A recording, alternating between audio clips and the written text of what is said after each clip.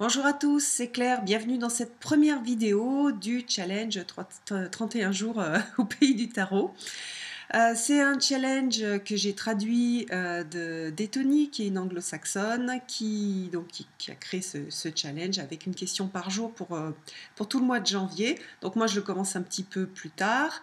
Pour ceux qui sont intéressés, je l'ai traduit en français si vous voulez le faire sur vos blogs, sur Facebook, ou faire des vidéos. Moi, je vais le faire un peu à la cool. Vous voyez, je commence déjà pas, je commence déjà pas le premier.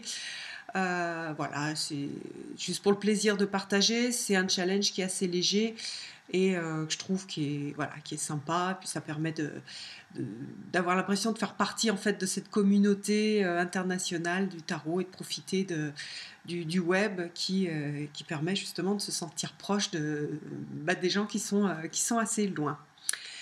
Alors, le premier jour, c'est un tirage. Donc, quelles sont pour moi les énergies pour 2017 et le défi en fait à relever, un petit peu le challenge de 2017. Alors, pour ça, j'ai utilisé le Dreams of Gaia, que j'ai pas du tout utilisé. C'est marrant parce que c'est un tarot que j'attendais depuis longtemps. Et j'ai bloqué quand je l'ai reçu, donc je vais en profiter. J'avais acheté à Barcelone une super belle pochette. Je vais le sortir de ma pochette. Et puis donc, un peu brasser. Et puis me concentrer sur l'énergie de 2017 pour moi.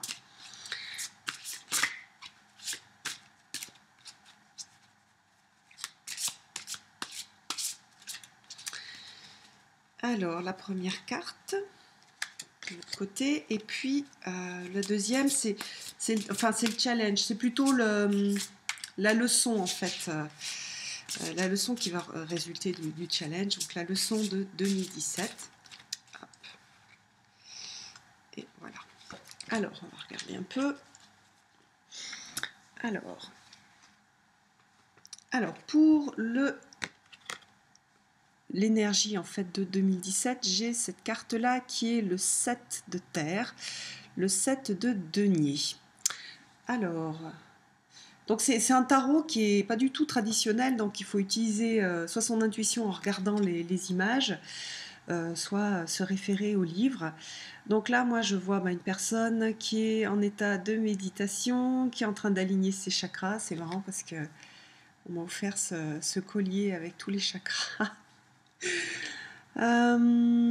Donc ça veut dire que pour moi, ça va être une année où je vais devoir me poser, une année où je vais devoir méditer, une année où il va falloir que je fasse descendre un petit peu tout le stress, toute l'angoisse que j'ai en ce début d'année. On a aussi le serpent. Donc le serpent, c'est la transformation, c'est la guérison.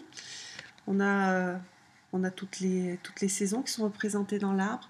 Il y a vraiment quelque chose de l'unification du haut et du bas, de l'unification des chakras, de l'équilibre. Je vais regarder dans le livre.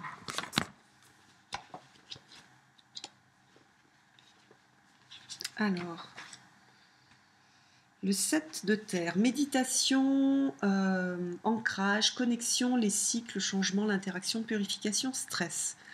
Alors, les phrases clés. Aller dans la nature, laisser Gaïa me guérir, la connexion entre moi et le monde, tout est connecté à son influence, voilà, s'occuper du stress, méditer et calmer calmer mon esprit, mon mental, poser un peu tout ce qui est technologique, donc les téléphones, etc. C'est un moment pour interagir physiquement et pour se connecter. D'accord, donc c'est super intéressant parce que c'est exactement un des objectifs que je me suis mis pour 2017. Je voudrais reprendre de façon plus sérieuse la méditation. Et puis là, il faut que je calme un peu mon mental et mon émotionnel. Donc j'ai recommencé la cohérence cardiaque. Donc c'est vraiment, voilà, sur cette année-là, je vais avoir ça à travailler et cette énergie-là. Donc c'est une belle énergie. Je trouve ça très intéressant. Alors après en leçon, j'ai cette carte qui est un arcane majeur, qui est le 17, le voyage. Donc c'est pas un arcane majeur traditionnel, ça ne correspond pas au tarot classique. Je vais regarder ce que ça signifie. Ok, donc c'est beaucoup sur... c'est intéressant, c'est pas mal sur donc l'influence du passé. Donc c'est super intéressant aussi parce que je suis en train de continuer une psychanalyse qui est très intéressante.